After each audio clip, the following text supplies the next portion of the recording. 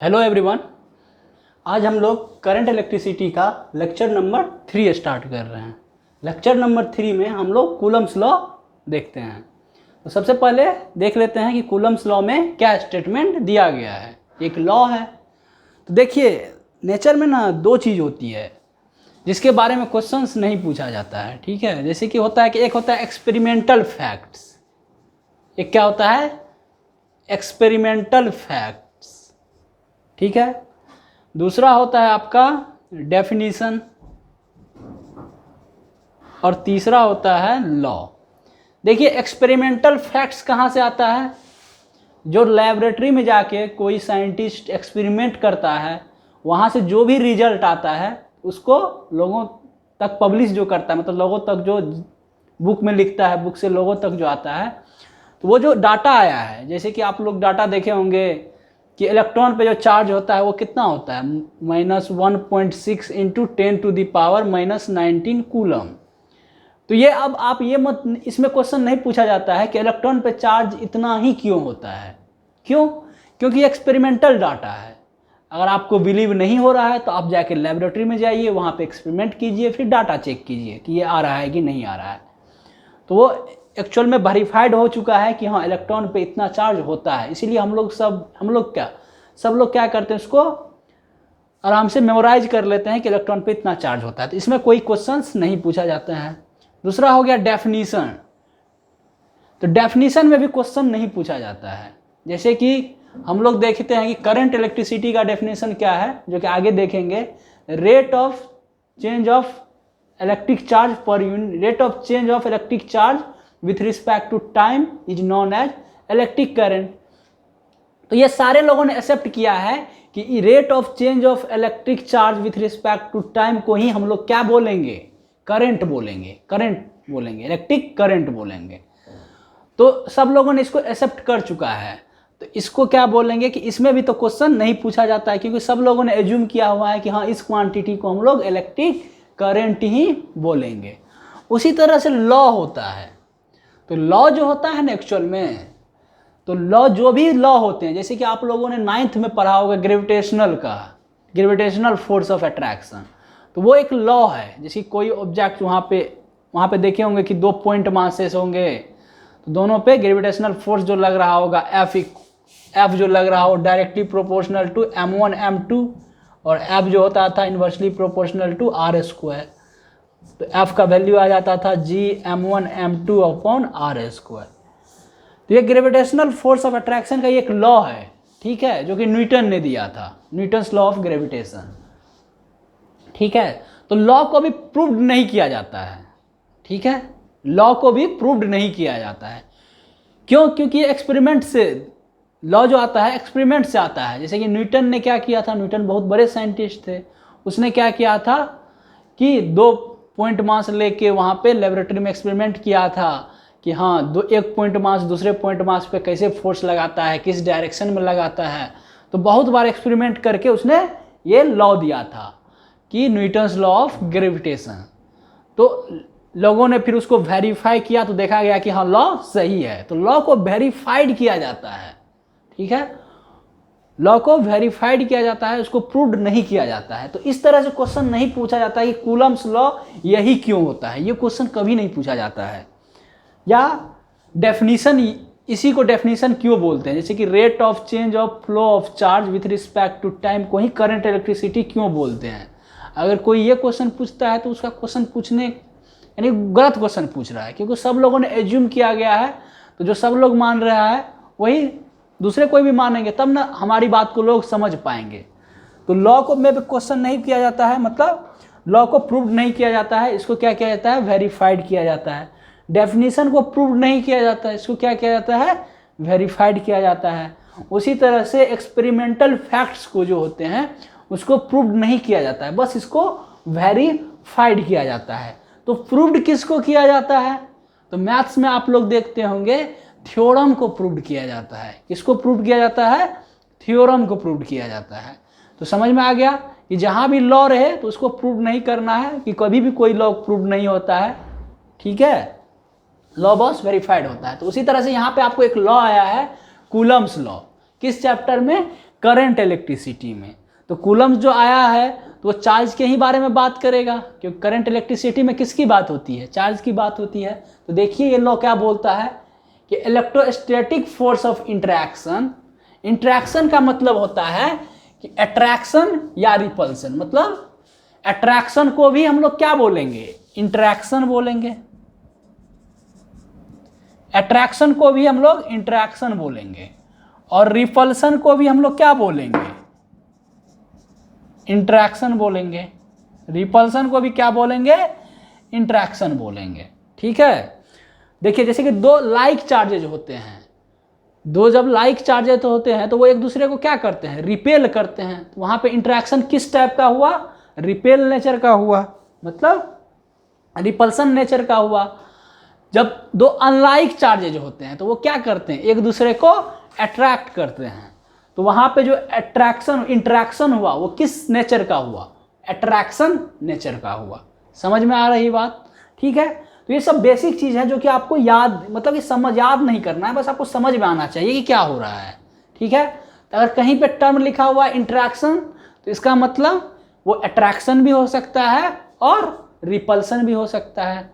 ठीक है, between any two charge particle is directly proportional to product of modulus of the charge and is inversely proportional to a square of distance between them।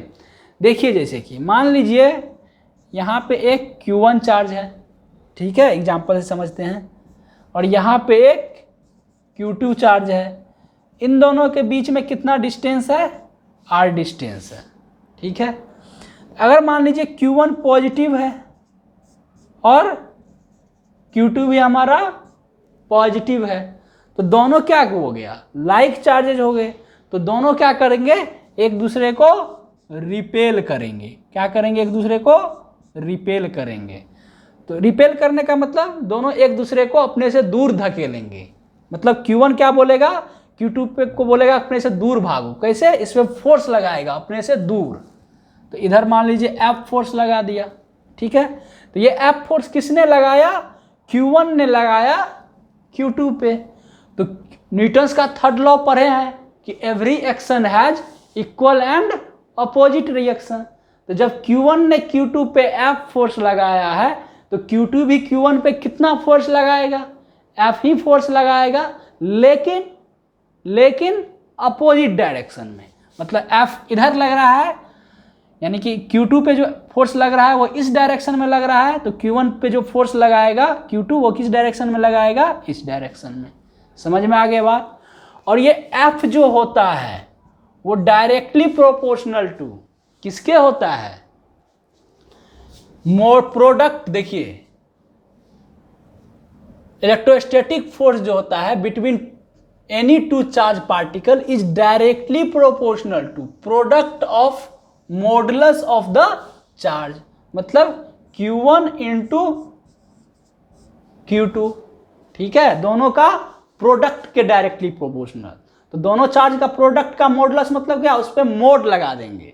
जैसे Q1 पे mode लगाना, मतलब जैसे कि 2 पे ऐसे दोनों तरफ से इसको ऐसे ऐसे लकीर ड्रॉ कर दिए, ऐसे ऐसे लाइन ड्रॉ कर दिए, तो इसको बोलते हैं कि 2 पे मोड लगाना। मतलब इस मोड के अंदर में कुछ भी रहता है वो बाहर निकलता है तो वो क्या हो जाता है, पॉजिटिव हो जाता है। वो अभी मैं बता दे रहा हूं, पहले आप इसको देख लीजिए। F directly proportional modulus of Q1 and into modulus of Q2, मतलब product of modulus of two charge, and F inversely proportional to distance square of, यहाँ पे देखिए, and is inversely proportional to square of distance between them. तो दोनों के बीच में हमने कितना डिस्टेंस एज्यूम किया हुआ है, R। तो F जो होगा वो इनवर्सली प्रोपोर्शनल टू क्या होगा, दोनों के बीच में जो डिस्टेंस है R उसके स्क्वायर का इनवर्सली प्रोपोर्शनल।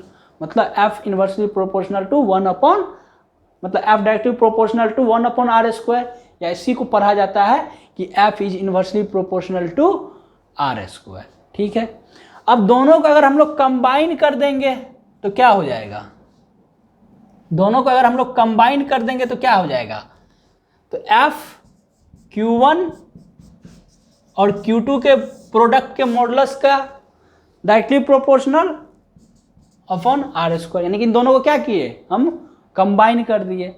अब देखिए जब हम यहाँ पे क्या है, एफ प्रोपोर्शनैलिटी का साइन है, ये क्या है, प्रोपोर्शनैलिटी का साइन है।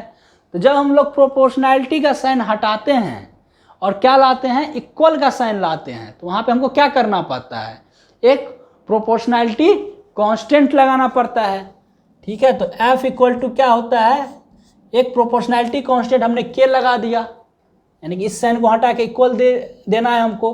तो जब इस साइन को हटा के इक्वल देते हैं तो हमको एक प्रोपोर्शनैलिटी कांस्टेंट से मल्टीप्लाई करना पड़ता है। तो के से मान लीजिए हमने मल्टीप्लाई कर दिया अपॉन आर स्क्वायर। ठीक है, तो ये हो गया। तो मैं इसको लिख दे रहा हूं यहाँ पे, अगर नहीं दिख रहा होगा तो एफ इक्वल टू के Q1 Q2 upon R square. ठीक है, तो हमने प्रोपोर्शनैलिटी के साइन की जगह पे क्या लेके आया, इक्वल लेके आया। तो हमको क्या एक कांस्टेंट से हमको क्या करना पड़ा, इस क्वांटिटी में मल्टीप्लाई करना पड़ा। उस कांस्टेंट को हमने किसी से डिनोट किया, के से। तो यहाँ पे के आपका क्या है, प्रोपोर्शनैलिटी कांस्टेंट। के क्या है यहाँ पे, प्रोपोर्शनैलिटी कांस्टेंट। और के का वैल्यू क्या होता है, 9 इंटू 10⁹ न्यूटन मीटर स्क्वायर पर कूलम स्क्वायर। देखिए हम यूनिट देखिए, के का वैल्यू ये क्या है, 9 इंटू 10⁹, ये एक्सपेरिमेंट से आया है। तो आप लोग ये मत पूछिएगा कि के का वैल्यू इतना ही क्यों होता है। ये कहाँ से आया है, लेबोरेटरी में एक्सपेरिमेंट किया गया है, तो वहाँ से देखा गया कि प्रोपोर्शनैलिटी कांस्टेंट का वैल्यू कितना आता है, 9 इंटू 10⁹। ठीक है, इतना वैल्यू आता है किस यूनिट में, एसआई यूनिट में। एसआई यूनिट ऑफ के कैसे पता चलेगा, एसआई यूनिट ऑफ के कैसे पता चलेगा, तो देख लीजिए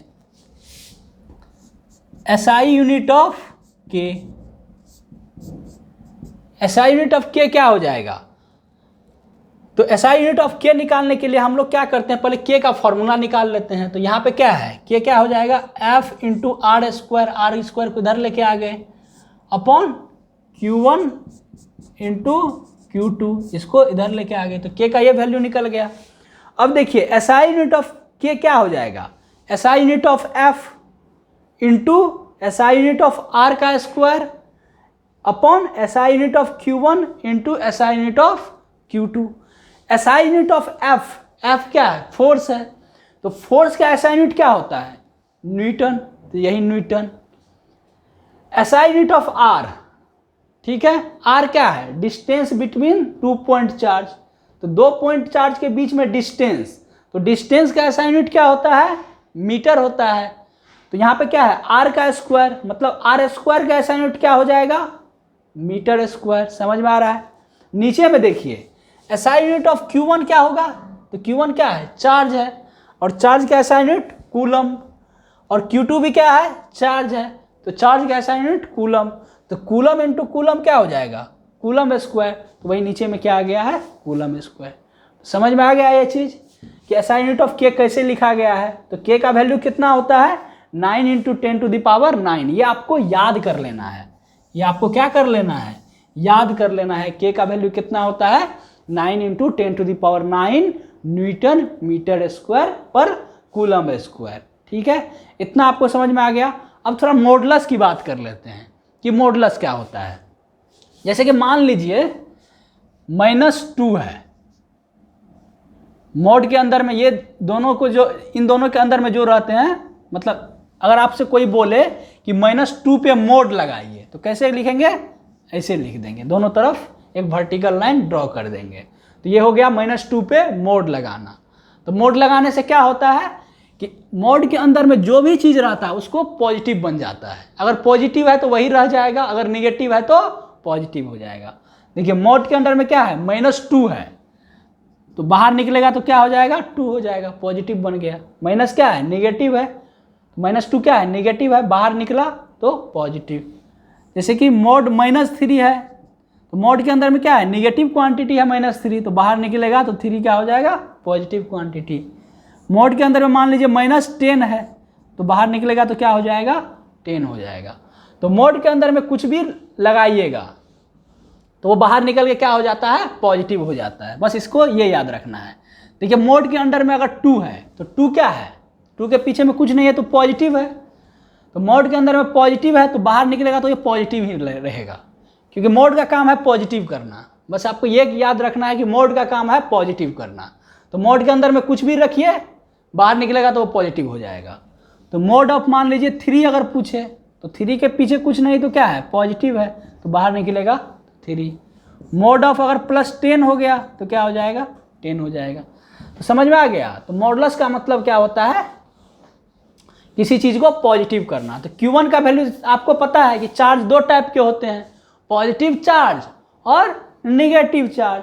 तो Q1 का वैल्यू पॉजिटिव भी हो सकता है और निगेटिव भी हो सकता है। Q2 का वैल्यू पॉजिटिव भी हो सकता है, निगेटिव भी हो सकता है। लेकिन मोड Q1 का वैल्यू क्या होगा, पॉजिटिव ही होगा, क्योंकि मोड का काम है पॉजिटिव करना। तो मोड Q1 का वैल्यू क्या होगा, पॉजिटिव होगा। उसी तरह से मोड Q2 का वैल्यू क्या होगा, वो भी पॉजिटिव होगा। और देखिए किसी चीज का स्क्वायर जो होता है ना वो हमेशा पॉजिटिव होता है। जैसे कि -2 का स्क्वायर, तो -2 का स्क्वायर भी होगा ना तो वो भी पॉजिटिव होगा। तो -2 का स्क्वायर मतलब क्या हो जाएगा, -2 इंटू -2, तो कितना हो गया, 4 हो गया। तो देखिए -2 क्या है, निगेटिव क्वांटिटी का हम लोग स्क्वायर किए तो वो क्या हो गया, पॉजिटिव हो गया। जैसे कि -5 मान लेते हैं, -5 का स्क्वायर करेंगे तो क्या हो जाएगा, -5 इंटू -5 इक्वल टू क्या हो जाएगा, 25। तो ये क्या है, पॉजिटिव है। तो हम लोग अगर किसी निगेटिव क्वांटिटी का भी स्क्वायर करते हैं तो वो क्या हो जाता है, पॉजिटिव हो जाता है। समझ में आ रहा है। और अगर हम लोग किसी पॉजिटिव क्वांटिटी का स्क्वायर करेंगे, मान लीजिए 5 का स्क्वायर किए तो 5 इंटू 5, तो ये तो पॉजिटिव ही रहेगा। अगर 2 का स्क्वायर किए तो 2 इंटू 2 4, ये तो पॉजिटिव ही है। तो चाहे आप निगेटिव क्वांटिटी का स्क्वायर कीजिए तब भी वैल्यू क्या आएगा, पॉजिटिव आएगा। चाहे आप पॉजिटिव क्वांटिटी का स्क्वायर कीजिए वैल्यू क्या आएगा, पॉजिटिव आएगा। तो बताइए आर स्क्वायर, आर चाहे निगेटिव हो या पॉजिटिव हो, आर स्क्वायर का वैल्यू हमेशा क्या होगा, पॉजिटिव होगा। और के का वैल्यू तो आपको पता है 9 इंटू 10⁹ क्या ये पॉजिटिव है, हाँ पॉजिटिव है, क्योंकि इसके पीछे में क्या है, नहीं कुछ है तो प्लस का साइन है। देखिए के भी पॉजिटिव, मोड Q1 भी पॉजिटिव, मोड Q2 भी पॉजिटिव, आर स्क्वायर भी पॉजिटिव। तो जब हम लोग कैलकुलेशन करेंगे तो यहाँ से फोर्स का वैल्यू क्या आएगा, पॉजिटिव आएगा। फोर्स का वैल्यू क्या आएगा, पॉजिटिव आएगा। समझ में आ रहा है। आप लोग ये भी पढ़े होंगे कि फोर्स एक क्या है, वेक्टर क्वांटिटी है। फोर्स क्या है, वेक्टर क्वांटिटी है।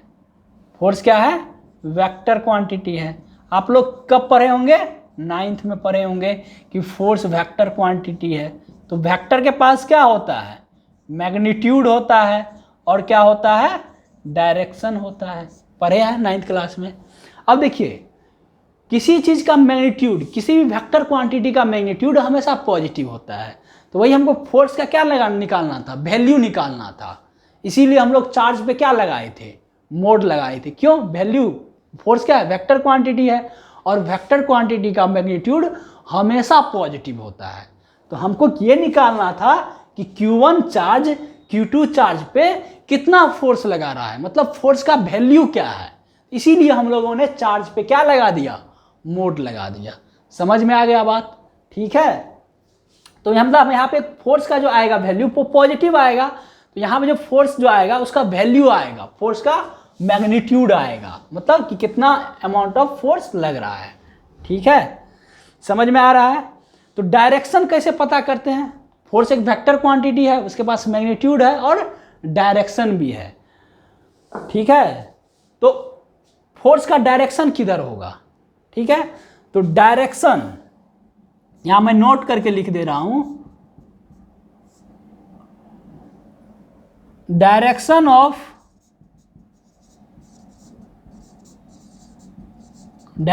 ऑफ इलेक्ट्रिक फोर्स बिटवीन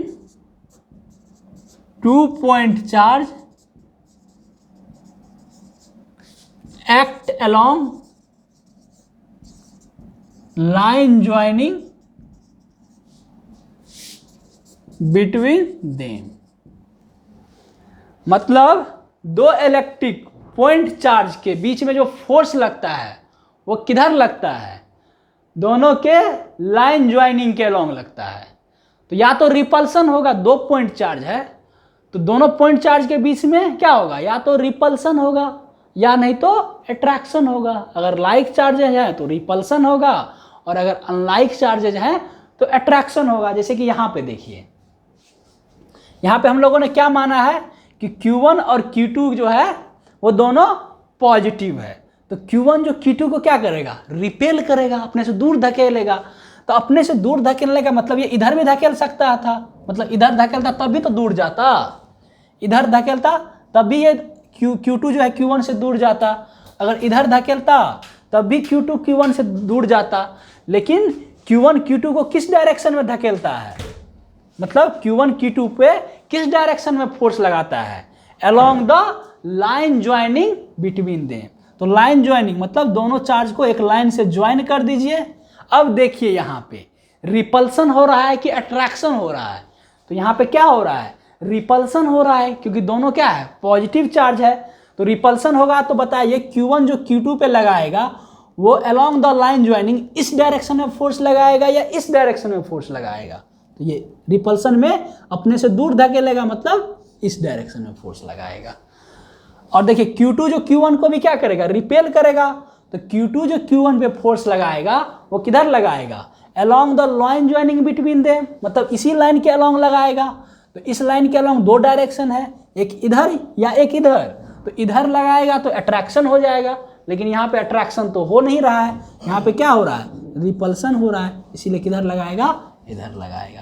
तो आपको पता चल गया कि डायरेक्शन कैसे देखा जाता है, ठीक है। और मैग्नीट्यूड के लिए तो ये फॉर्मूला हो गया KQ1 Q2 अपॉन R²।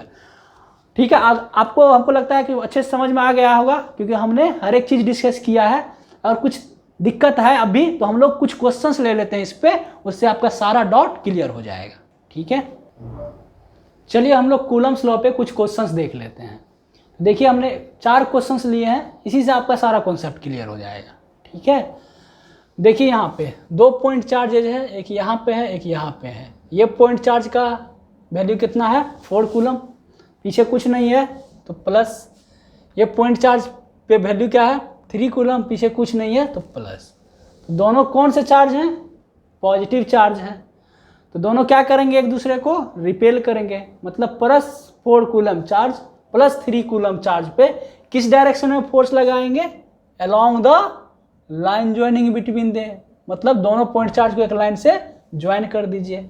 अब बताइए +4 कूलम और +3 कूलम जो है एक दूसरे पे रिपेल करेंगे, तो कैसे रिपेल करेंगे, तो +4 कूलम चार्ज +3 कूलम चार्ज पे इस डायरेक्शन में इधर फोर्स लगाएंगे या इधर लगाएंगे, तो ये इधर लगाएंगे क्योंकि रिपेल होगा। तो मान लेते हैं इस पे कितना फोर्स लगा रहा है, F फोर्स लगा रहा है। तो न्यूटन्स के थर्ड लॉ से +3 कूलम चार्ज +4 कूलम चार्ज पे भी क्या लगाएगा, F फोर्स लगाएगा, लेकिन किस डायरेक्शन में, जस्ट अपोजिट। मतलब ये फोर्स इधर लग रहा है तो इसके जस्ट अपोजिट इस डायरेक्शन में फोर्स लगाएगा। देखिए इसको ऐसे भी देख सकते हैं कि +3 कूलम +4 कूलम चार्ज को भी क्या करेगा, रिपेल करेगा। तो किस डायरेक्शन में रिपेल करेगा, along the line joining between them, मतलब किधर फोर्स लगाएगा, इधर। रिपेल करने का मतलब इधर फोर्स लगाएगा। कितना लगाएगा, न्यूटन्स के थर्ड लॉ से F लगाएगा। तो F का वैल्यू क्या हो जाएगा, KQ1 Q2 अपॉन R²। बताइए K का वैल्यू क्या होता है, 9 × 10⁹ ठीक है। Q1 का वैल्यू अगर आप लोग ये पुट कीजिएगा यूनिट, तो यूनिट भी पुट कर दीजिए, इंटू Q1 का वैल्यू +4 कूलम, Q2 का वैल्यू +3 कूलम, R² का वैल्यू 2 मीटर स्क्वायर। ठीक है, तो ये सारे SI यूनिट में है। हमने क्या किया, K का भी वैल्यू SI यूनिट में, चार्ज का भी वैल्यू SI यूनिट में, और डिस्टेंस का भी वैल्यू SI यूनिट में। तो यहाँ पे जो फोर्स का वैल्यू आएगा वो भी किस में आएगा, SI यूनिट में। और फोर्स का वैल्यू क्या होता है, SI यूनिट में न्यूटन होता है, मतलब फोर्स का SI यूनिट क्या होता है, न्यूटन होता है। अब जरा इसका कैलकुलेशन कर लेते हैं। तो देखिए 2 का स्क्वायर कितना हो जाएगा, स्पेस नहीं है तो जरा देखिएगा, 2 मीटर स्क्वायर कितना हो जाएगा, 4 मीटर स्क्वायर। अब देखिए +4 कूलम है, तो इसका मोड हटाएंगे तो मोड के अंदर में प्लस है, तो मोड के बाहर निकलेगा तो भी प्लस ही रहेगा, ठीक है। तो +4 4 यूनिट को हटा देते हैं, काहे, क्योंकि वैल्यू जो आएगा हर एक कोई क्या है, हर एक चीज़ का वैल्यू Q1 Q2 और K हर एक और R सबका वैल्यू क्या है, SI यूनिट में है, तो फोर्स का वैल्यू किस में आएगा, SI यूनिट में आएगा। देखिए मोड के अंदर प्लस है तो बाहर निकलेगा तो +4 मीटर स्क्वायर है, तो सब कुछ यूनिट को हटा देते हैं क्योंकि फोर्स का वैल्यू किस में आना है, SI यूनिट में आना है, न्यूटन में आना है। अब देखिए ये 4 कैंसिल हो गया, तो वैल्यू क्या आ गया फोर्स का, 9 × 3 27 × 10⁹ किस में आएगा, SI यूनिट में आएगा। क्यों, क्योंकि हमने सबका वैल्यू SI यूनिट में लिया था। Q1 का K का भी वैल्यू SI यूनिट में, Q1 का भी वैल्यू SI यूनिट में, Q2 का भी वैल्यू SI यूनिट में और R का भी वैल्यू SI यूनिट में। जब हमने सबका वैल्यू SI यूनिट में लिया तो फोर्स का वैल्यू किस में आएगा, SI यूनिट में आएगा। अब देखिए यहाँ पे देखिए एक पॉजिटिव है एक निगेटिव है, तो ये चार्ज इसको क्या करेगा, अट्रैक्ट करेगा। किधर अट्रैक्ट करेगा, along the line joining between them, मतलब ये इस पे किधर फोर्स लगाएगा, अट्रैक्शन वाला इस डायरेक्शन में फोर्स लगाएगा। मान लेते हैं F फोर्स लगाया, तो ये भी इसको क्या करेगा, अट्रैक्ट करेगा, तो ये इसको किधर फोर्स लगाएगा, F फोर्स लगाएगा इस डायरेक्शन में, अट्रैक्ट। तो देखिए दोनों फोर्स क्या है, इक्वल एंड अपोजिट है न्यूटन के थर्ड लॉ से। तो F का वैल्यू कितना हो जाएगा, K Q1 का मोड Q2 का मोड अपॉन R², 9 × 10⁹ ठीक है। Q1 का मोड मतलब मोड 4 इंटू Q2 का मोड मतलब मोड -3 अपॉन R², R क्या है 2 का स्क्वायर, हर एक चीज़ SI यूनिट में है, तो फोर्स का वैल्यू जो आएगा कैलकुलेशन करके वो भी SI यूनिट में आ जाएगा। तो 9 × 10⁹, 4 का मोड कितना आएगा, 4 ही आएगा, -3 का मोड निगेटिव है तो मोड के बाहर निकलेगा तो पॉजिटिव, अपॉन 2² मतलब 4 से 4 कैंसिल हो गया, तो वैल्यू कितना आ जाएगा, उतना ही जितना कैलकुलेट किए थे, 270 × 10⁹ न्यूटन, ठीक है। यहाँ पे भी देखिए सेम चीज़ है, यहाँ पे ये निगेटिव है और ये पॉजिटिव है, तो अनलाइक चार्ज है, तो दोनों एक दूसरे को क्या करेंगे, अट्रैक्ट करेंगे। कैसे अट्रैक्ट करेंगे, ये -4 कूलम चार्ज इस 3 कूलम चार्ज पे इस डायरेक्शन में फोर्स लगाएंगे, तो ये भी इस पे न्यूटन के थर्ड लॉ से इक्वल है। F फोर्स ही लगाएगा लेकिन अपोजिट डायरेक्शन में लगाएगा, इस डायरेक्शन में। तो यहाँ पे F का वैल्यू क्या हो जाएगा, K Q1 Q2 upon R², K का वैल्यू 9 × 10⁹, Q1 का मोड, Q1 का वैल्यू -4, Q2 का मोड 3 का मोड अपॉन R² 2², तो कितना आ जाएगा वैल्यू 27 × 10⁹ न्यूटन, ठीक है। समझ में आ रहा है। अब देखिए यहाँ पे दोनों निगेटिव है, तो मतलब दोनों लाइक चार्जेज हो गए, तो दोनों एक दूसरे को क्या करेंगे, रिपेल करेंगे, दोनों एक दूसरे को रिपेल करेंगे। तो किस डायरेक्शन में रिपेल करेंगे, अलोंग द लाइन ज्वाइनिंग, मतलब ये इस पे किधर फोर्स लगाएगा, इस लाइन के अलोंग इस डायरेक्शन में फोर्स लगाएगा, और ये इस पे किधर फोर्स लगाएगा, इस डायरेक्शन इस लाइन के अलोंग इस डायरेक्शन में फोर्स लगाएगा, तभी ना रिपेल होगा। तो मान लेते हैं इस पे फोर्स लगा F, तो ये भी फोर्स क्या हो जाएगा, F न्यूटन के थर्ड लॉ से, और F का वैल्यू क्या हो जाएगा, K Q1 Q2 upon R², K का वैल्यू 9 × 10⁹, Q1 का वैल्यू -4 का मोड इंटू Q2 -3 का मोड अपॉन R² 2 का स्क्वायर, तो क्या हो जाएगा 9 × 10⁹, -4 का मोड 4 -3 का मोड 3 2 का स्क्वायर 4 से 4 कैंसिल, कितना आ जाएगा आंसर 27 × 10⁹ न्यूटन। हर एक जगह देखिए वैल्यू क्या आ रहा है, फोर्स का सेम आ रहा है, लेकिन फोर्स का डायरेक्शन यहाँ पे देखिए इन दोनों में क्या हो रहा है, रिपेल हो रहा है। तो फोर्स रिपेल मतलब along the line joining repel हो रहा है। यहाँ पे देखिए यहाँ पे देखिए इन दोनों केस में, क्वेश्चन नंबर 2 और क्वेश्चन नंबर 3 में, तो यहाँ पे क्या है, अनलाइक चार्जेज है, ठीक है। तो अनलाइक चार्जेस क्या होते हैं, अट्रैक्ट होते हैं, तो यहाँ पे जो अट्रैक्ट हो रहा है अलोंग द लाइन ज्वाइनिंग हो रहा है। तो फोर्स का वैल्यू मतलब हर एक जगह सेम है, लेकिन फोर्स का डायरेक्शन अलग अलग है।